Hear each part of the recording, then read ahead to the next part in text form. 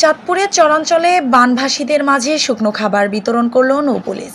চাঁদপুরে পদ্মা মেঘনা নদী বেষ্টিত দুর্গম চরে রাজরাজেশ্বর ইউনিয়নে বানভাসী মানুষের মাঝে শুকনো খাবার বিতরণ করেছে নৌপুলিশ। শনিবার দুপুরে চাঁদপুর নৌ থানার ভারপ্রাপ্ত কর্মকর্তা মোহাম্মদ মনিরুজ্জামানের নেতৃত্বে একদল পুলিশ ওই এলাকার 2 শতাধিক পরিবারের মাঝে শুকনো খাবার বিতরণ করা হয়।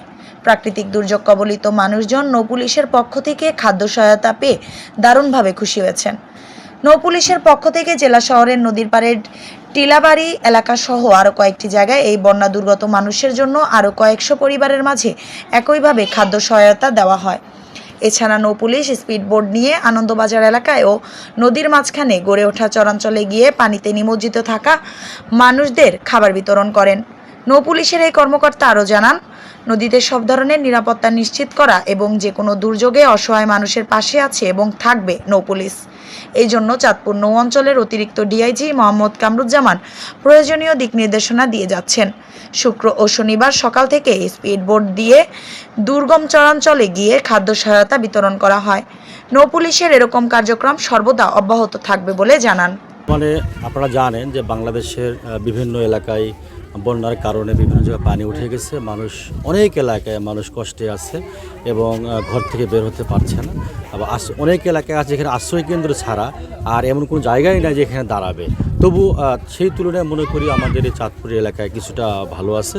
আর স্পেশালি এই রাজাদেশ্বর এলাকাটা পানিতে বেশি হয়ে গেছে, প্লাবিত হয়ে গেছে। তো আমরা সার্বিকভাবে যেহেতু আমরা নৌ পুলিশ, আমরা চেষ্টা করছি যে এই নদী এলাকায় যে কোনো ধরনের সার্বিক নিরাপত্তা দেওয়ার জন্য এবং পাশাপাশি কারো যে কোনো সমস্যা হলে আমরা সেটা তাৎক্ষণিক দেখার চেষ্টা করছি। এবং আমরা আমাদের পক্ষ থেকে আমাদের মাননীয় অতিরিক্ত ডিআইজি মোহাম্মদ কামরুজ্জামান স্যার, নৌ পুলিশ চাঁদপুর অঞ্চলের পক্ষ থেকে আমরা চেষ্টা করছি এই এলাকায় কিছু শুকনো খাবার বিতরণ করার জন্য, যেটা আপনাদের দেখলেন যে আমরা গতকালও এই তিলাবাড়ি এলাকায় আনন্দবাজারে কিছু আমরা শুকনো খাবার বিতরণ করছি এবং আজকেও রাজাদেশ্বরে আমরা কিছুটা করছি। আমরা চেষ্টা করছি আমাদের সাধ্যে যতক্ষণ কুলায় আমরা কালকে পরশু আমরা অল্প অল্প করে যতদূর পারি যে এলাকাগুলো বেশি প্লাবিত হয়ে গেছে সেই এলাকায় আমরা কিছু বিতরণ করব।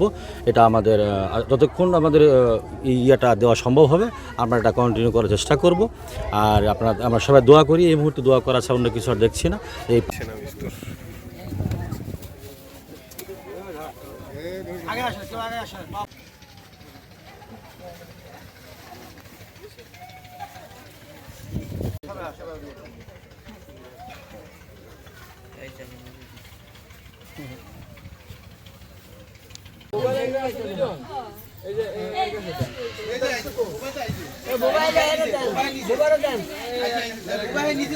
মোবাইল